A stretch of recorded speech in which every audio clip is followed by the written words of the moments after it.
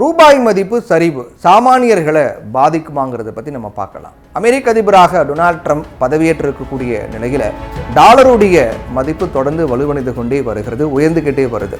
அதே நேரத்தில் இந்திய நாணயமான ரூபாயின் மதிப்பு சரிஞ்சிக்கிட்டே வருது. இந்தியா இறக்குமதி சார்ந்த பொருளாதாரமாக இருப்பதால் வலுவடையும் டாலரின் மதிப்பு இந்தியாவுக்கு மிகுந்த பாதிப்புகளை ஏற்படுத்தக்கூடிய நிகழ்வாக மாறியிருக்கிறது. அமெரிக்காவுடைய புதிய அரசியல் சூழலை காரணமாக டாலர் வலுவடைகிறது.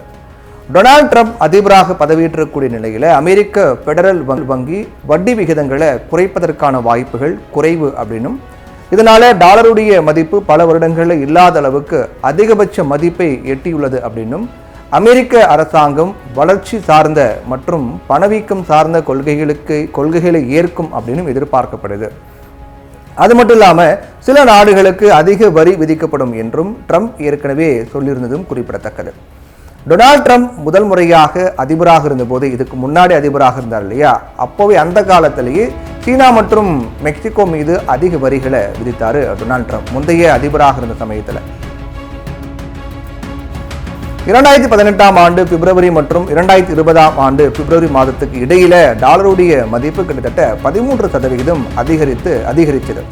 டாலர் என்பது பொதுவாக எல்லாராலும் ஏற்றுக்கொள்ளப்பட்ட உலகளாவிய நாணயமாக இருக்கிறது. டாலருடைய மதிப்பு உயர்ந்தால் உலகளாவிய சந்தையில் பொருட்களை வாங்குவதற்கு அதிக செலவாகும். உதாரணமாக பார்த்தீங்கன்னா, ஒரு சில காலத்திற்கு முன்னாடி டாலருடைய விலை 80 ரூபாயாக இருந்தபோது $100 மதிப்புள்ள ஒரு பொருளை வாங்க 8000 ரூபாய் செலவானது. ஆனால் இப்போ அதை வாங்க 8600 ரூபாய்க்கு மேலே கொடுக்க வேண்டி இருக்கும். டாலர் வலுவடையும் போது மற்றும் ரூபாய் பலவீனம் அடையும் போது பணவீக்கம் பொதுவாக உயரும்.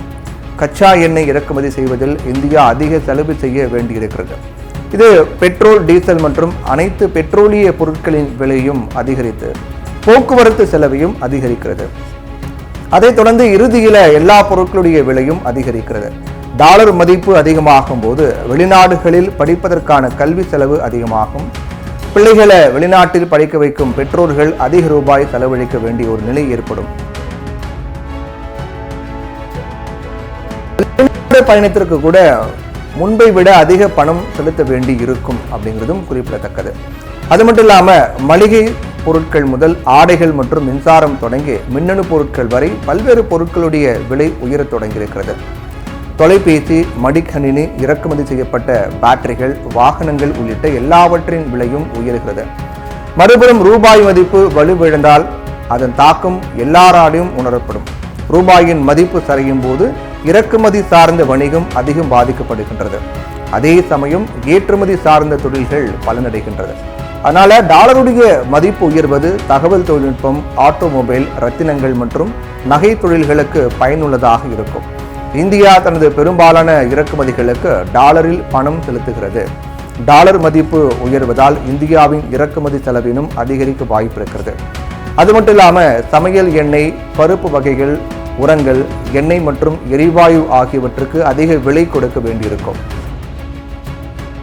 இந்தியா இன்னும் 88% கச்சா எண்ணெய் இறக்குமதி செய்து வருவதால் டாலர் மதிப்பு உயர்வால் பணவீக்கம் அதிகரிக்கும். போக்குவரத்து செலவு அதிகரிப்பதால் உணவுப் பொருட்கள் விலை உயர்ந்து வர்த்தக பற்றாக்குறை அதிகரிக்கலாம். அதாவது ஏற்றுமதியால் கிடைக்கக்கூடிய வருவாயை விட இறக்குமதி செலவு அதிகமாக இருக்கும்.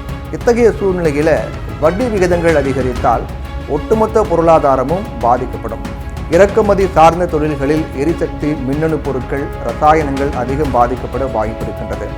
வெளிநாடுகளில் கடன் வாங்கியுள்ள நிறுவனங்களும் டாலரில் பணம் செலுத்த அதிக செலவு செய்ய வேண்டியிருக்கும். இன்னொரு பக்கம் பணவீக்கம் அதிகரிப்பதை தடுக்கும் நோக்கில் ரிசர்வ் வங்கி வட்டி விகிதங்களை குறைக்காது. இதனால மொத்த உள்நாட்டு உற்பத்தியின் வளர்ச்சி விகிதம் பாதிக்கப்படும். இந்திய ரூபாயின் மதிப்பு வீழ்ச்சியடைந்து வருவதாகவும் ரூபாயின் மதிப்பை நிலைப்படுத்த அரசாங்கம் தவறிவிட்டதாகவும் எதிர்க்கட்சிகள் அரசாங்கத்தை விமர்சித்து வராங்க. இந்திய ரிசர்வ் வங்கியின் இணையதளத்தின்படி 2014ஆம் ஆண்டு மே 26ஆம் தேதி நரேந்திர மோடி முதல் முறையாக பிரதமரான போது டாலர் மதிப்பு 58 ரூபாய் 58 காசாக இருந்தது. இப்போதைய விகிதத்துடன் ஒப்பிடுகையில் டாலரின் மதிப்பு ரூபாய் எதிராக சுமார் 47% அதிகரித்திருக்கிறது. இது மிகப்பெரிய ஒரு உயர்வாக பார்க்கப்படுது. 2004ஆம் ஆண்டு மே 22ஆம் தேதி மன்மோகன் சிங் பிரதமராக பதவியேற்ற போது டாலரின் மதிப்பு ₹45.33 இருந்தது. அதாவது 10 ஆண்டுகள் பதவி காலத்தின் முடிவில் டாலர் மதிப்பு 58ஐ தாண்டியது. மன்மோகன் சிங் ஆட்சி காலத்தில் ரூபாய்க்கு எதிராக டாலர் மதிப்பு 29% உயர்ந்தது. இருந்தாலும் இந்தியா அதிகம் கவலைப்பட தேவையில்லை அப்படின்னு பொருளாதார நிபுணர்கள் கருதுகிறாங்க. தற்போதைய நிலையில இருந்து ரூபாய் மதிப்பு மேலும் குறைய வாய்ப்பில்லை என்பது அவங்களுடைய கருத்து. டாலருக்கு நிகரான ரூபாய் மதிப்பு மட்டும் கிடையாது, எல்லா முக்கிய நாணயங்களும் சரிந்திருக்கின்றது. இதுக்கு 2-3 காரணங்கள் இருக்கு. ஒன்று என்னன்னா, டொனால்ட் ட்ரம்ப் அமெரிக்க அதிபராக பதவியேற்றதால் அமெரிக்க பெடரல் வங்கி கிட்டத்தட்ட 2 காலாண்டுகளுக்கு வட்டி விகிதத்தை குறைக்காது. 2வது காரணம் என்னன்னு பார்த்தீங்கன்னா, ட்ரம்பின் கொள்கை அமெரிக்காவில் தொழில்துறை இருப்பதாகும். உலகம் முழுவதும் நிச்சயமற்ற தன்மையில் இருக்கக்கூடிய சூழல் 3வது காரணமாக இருக்கிறது.